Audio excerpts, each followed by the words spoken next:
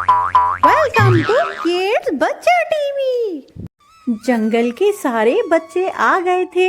राजू हमेशा दादी के पास बच्चों को लेके आता था क्योंकि दादी से कहानियां सुनना सारे बच्चों को बहुत भाता था। दादी आज कुछ स्पेशल कहानी सुनाने वाली थी, इसलिए सारे बच्चे एक साथ बोले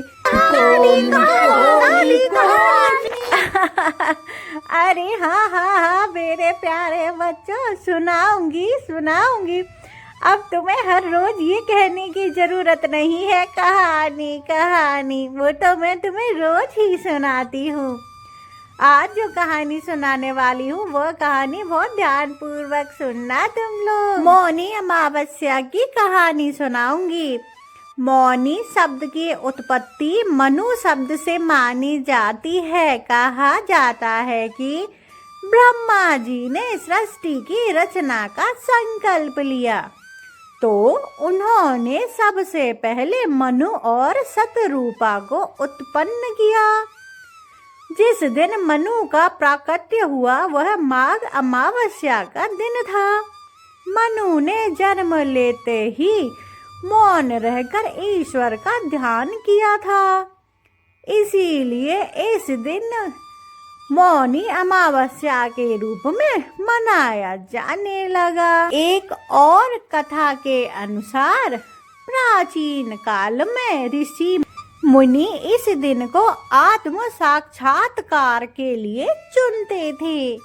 माना जाता है कि मन की चंचलता वाणी से जुड़ी होती है। यदि वाणी पर नियंत्रण कर लिया जाए अर्थात मौन रहा जाए तो मन धीरे धीरे शांत होने लगता है। ऋषियों का मानना था कि मौन सर्वथा साधनम अर्थात मौन रहने से सभी कार्यों की सिद्धि होती है। एक अन्य लघु कथा समुद्र मंथन से जुड़ी हुई है। जब देवताओं और असुरों के बीच अमृत कलश के लिए छीना झपटी हो रही थी, तब भगवान विष्णु के वाहन गरुड़ जी अमृत कलश लेकर उड़े थे। उस समय अमृत की कुछ बूंदें प्रयागराज के संगम में गिर गईं। यह घटना माघ मास की अमावस्या के दिन ही घटी थी, इसीलिए ऐसी मान्यता है कि इस दिन गंगा या संगम का जल अमृत के समान हो जाता है। जो व्यक्ति इस दिन मौन रहकर स्नान करते हैं वो अश्वमेध यज्ञ के समान पुण्य प्राप्त करता है। इस कथा के पीछे एक गहरा मनोवैज्ञानिक संदेश भी है। ऊर्जा का संरक्षण। दिन भर बोलने से हमारी बहुत सारी ऊर्जा नष्ट होती है। मौन रहने से वह ऊर्जा संचित होती है और मानसिक शक्ति बढ़ती है। अंतर्मन से जुड़ाव।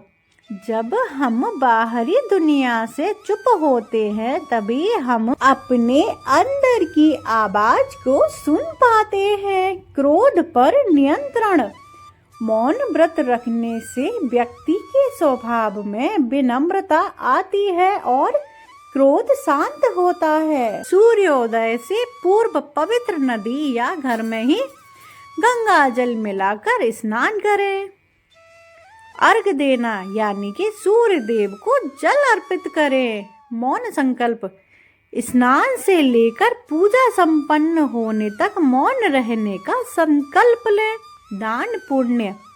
काले तिल, कंबल, गुड़ और अन्न का दान करना चाहिए। समझे बच्चों? यानी कि हमें चुप रहने से कितना लाभ मिलता है। हमारे दूसरों के साथ मतभेद भी खत्म होते हैं। यदि हम क्रोध में हो तो उस वक्त हमें चुप रहना चाहिए। और अगर आपको ये वीडियो अच्छी लगी हो तो पहले तो सब्सक्राइब कर दो चैनल को और वीडियो को लाइक भी कर दो और बेल आइकन ऑल पे दबाना, जिससे कि मुझे पता चलेगा कि आप लोग कहानी अच्छे से सुन रहे हो। अगर आपको कथा किसी और चीज़ों से जुड़ी हुई सुननी है तो मुझे कमेंट बॉक्स में बता देना, मैं वो कथा भी जल्दी सुना दूंगी आपको। तब तक के लिए बाय बाय दोस्तों।